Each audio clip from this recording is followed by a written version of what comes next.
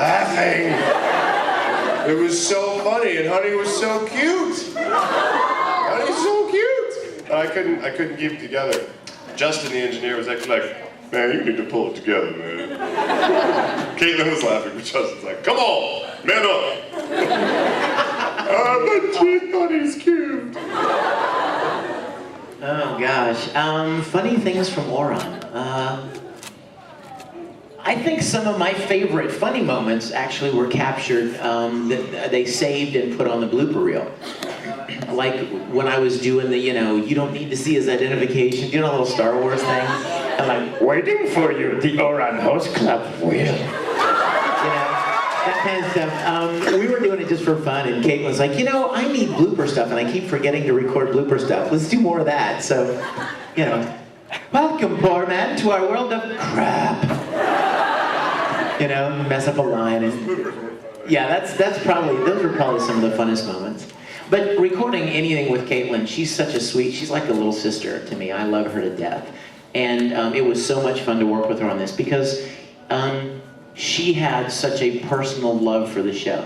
There are a lot of people out there, and you guys, I hate to break the news, you probably know it's true anyway, but there are a lot of people out there that just kind of do this because it's a job. And no matter what city, there could be people in Dallas or LA or Vancouver that just do it to do it. It's my job and I'm gonna do it. And I don't really think much of it, I don't really care. At the end of the day, I don't really think about it. But then there are some people who really fall in love and love what they do. And they put the extra effort into it. And you can hear it in their performances, and you can see it in the shows like Ouran, where Caitlin just absolutely was committed to making this the best show she could make it. And like with Full Metal, Mike McFarlane and Colleen were crazy in love with the show, and they were determined to make it the best that it could be. So you can always tell when people put a little extra of themselves into a production. And I think we got that with Ouran. And so yeah, it was a lot of fun working on the show all the way around. Yes, with the ears. Well, okay, that's about 50 people. All right. Narrow it down. Yes.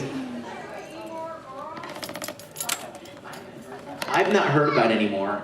We would love it, of course, but I've not heard of any more Ouran. No. Sorry? Yeah, they probably say something about it in Japan first. Yes. We heard about it. The Ouran College Host Club. College, grad school. Exactly. Law school, med school.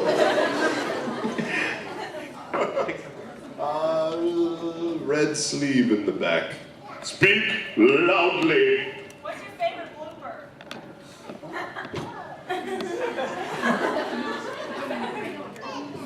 Maury likes seashells. Interestingly enough, that's my favorite blooper too. Question? Yes, sir.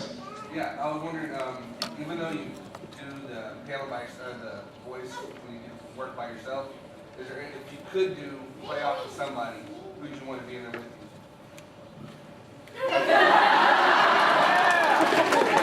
And we don't have to record anything. You know.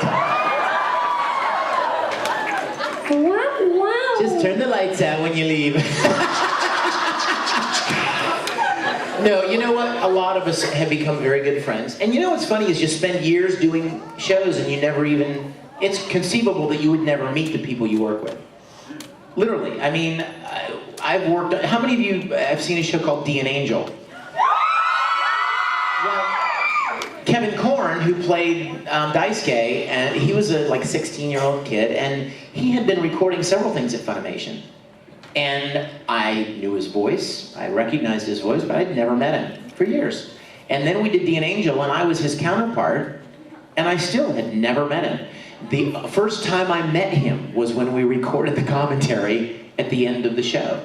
And David Williams brought us both in, and instead of talking about the show, instead of doing what you're supposed to do on a commentary, I ended up spending the whole time going, dude, it's so great to meet you, you're Kevin! And I was so into meeting him and hanging out with him for the first time because we'd done so much stuff together and yet had never met each other.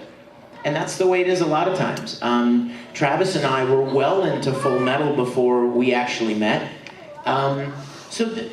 For those of you that didn't know that we record alone, next time you're listening to a really good dub, and you're really feeling the moment with the characters talking to each other and relating to each other, remind yourself that they're not actually talking to each other, because that is a technique in and of itself, being able to sound like you're actually responding to somebody or interacting with somebody. But yeah, we have a lot of friends that we've developed over the years, you know, in doing this, and it would be fun to work together. Anytime we got jammed into a booth together would be fun. I don't know that we'd get much work done. Yeah. Oh, you're talking. Another blackhand with a wing. Yes, right here. Yes. So, if there was a zombie apocalypse, how long would your character survive? Ooh. I think I might survive longer than yours because I have honey. And I would take honey and throw him like a throwing star into a batch of zombies, and he would quickly, and then he'd come back like a yo-yo and go, and I'd go, And then, if Honey got tired, I wouldn't want to wake Honey up because Honey's cute. So I would just walk through the zombies going, And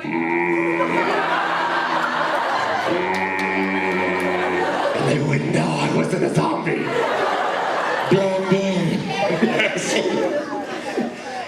I think Tamaki would survive for a long time if there were a lot of female zombies. You have no shame. I think he would probably get up really close to one of the female zombies and he'd be like, I love your pale skin. You're so stiff when you walk. Whatever, I don't know, he'd make up stuff, you know how he does. So I think he could survive for a little while until they figured out he was a complete ditz. And then, anyway, question. Let's see, all the way in the back.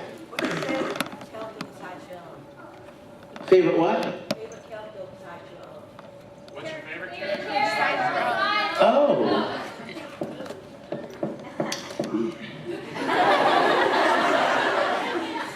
Well, they were like obvious answers, so I'll go for a non-obvious answer. What was the name of the character that Chris Sabat played? Oh my gosh, Bossa Nova. Thank you, Bossa Nova.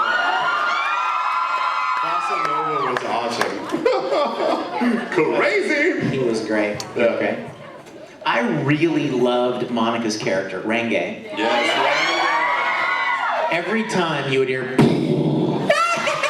I'm like, oh my gosh. Yeah. She was awesome. That was a great character. And I really liked the twins. I loved the twins. And yeah, there were a lot of great characters in this show. Again, how do you pick one? You know, sometimes you just can't do it. Your turn. Yes. What's your favorite episode? The one where I say, I